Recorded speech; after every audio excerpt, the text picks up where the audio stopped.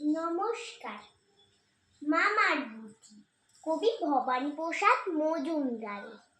মেজো মামা কাজে যাচ্ছিল কাল, ফুটপাত দিয়ে হেঁটে, সাইকেল চড়ে আসছিল জোরে একজন মোটা বেটে।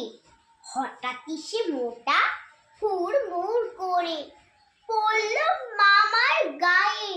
ধাক্কা লেগেই পড়ে গেল মামা, লাগলো আঘাত পায়ে।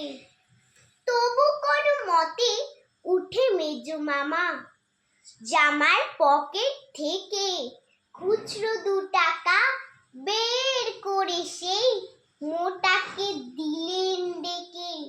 মোটা তো অবাক, বললে মামাকে, এ কি করলেন কাকা? আপনাকে আমি ধাক্কা দিলাম, আমাকে দিলেন টাকা? মামা বললেন, নাও নাও, কেন হও মিছে মন মরা? সবারই উচিত যার যা ক্ষমতা অন্ধকে দান করা। নমস্কার।